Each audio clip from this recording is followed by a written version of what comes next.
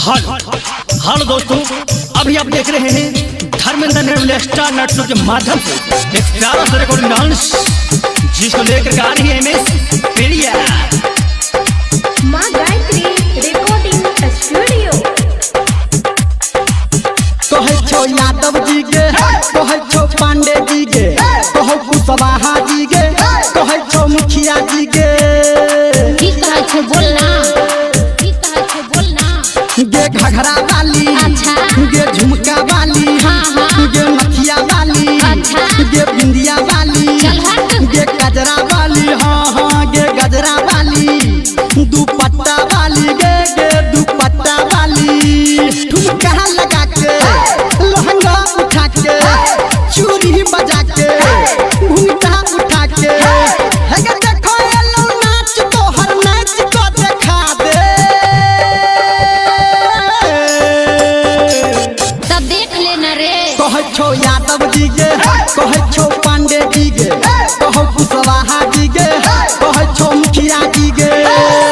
DJ Sumit Satish Verma.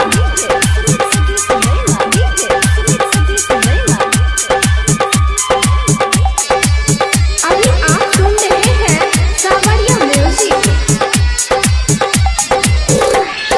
Hello hello, ये DJ वाले भैया थोड़ा बेस बढ़ाइएगा माइक का। हेलो, ठीक है दोस्तों, इनाम के दौर में हमारे गांव का और यहाँ का यादव जी इस समय का नाच देकर 501 रुपया का नोट दिया है। हे गे तोहर नाच देख के छौरी आदल को यादव जी।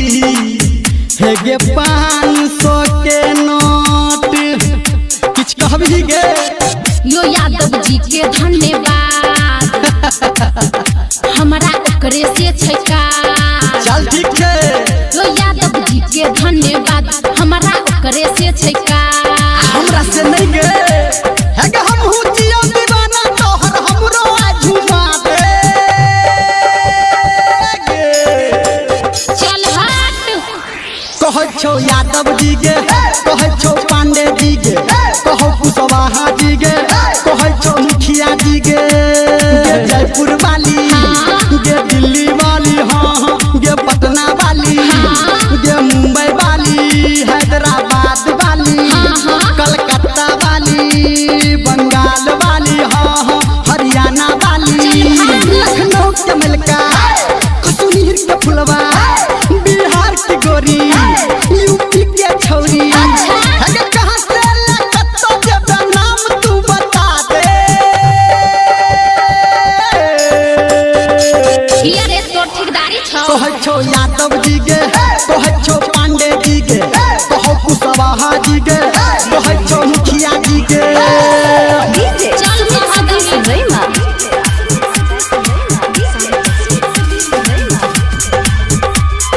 अभी आप सुन रहे हैं धर्मेंद्र निर्मलिया को। हेलो हेलो श्रोता बंधु और देखने वाले भैया, थोड़ा अपना सीट को दबाए रखे। और ए भैया बीच में कौन खड़े हैं? हाँ बैठ जाइए आप। और हाँ भैया, इनाम के दौर में पांडे जी आए हैं। पांडे जी, पांडे जी, हे गे पांडे जी तो हर नाच देख के छौरी आदल को 2000 के नोट किछ कहबी गे। पांडे जी के शुक्रिया, आय है हम छौरी राध किया। अच्छा, पांडे जी के शुक्रिया, हम छौरी राध किया। बुझली? बुझ गलियो, लेकिन सुन कि हमरा मन के घंटी छौरी टन टन तू बजवा दे। चल ठीक छै बाबू। कहे छो यादव जी के, कहे छो पांडे जी के, कहो कुशवाहा जी के, कहे छो मुखिया जी के।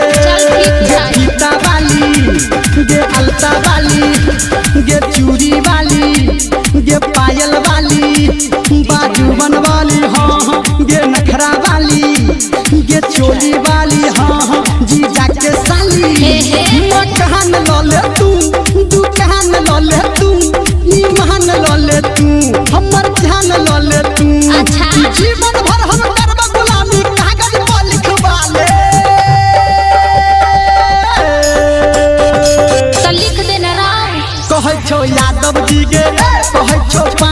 जी के, कहो कुशवाहा जी के, कहो दारोगा जी के।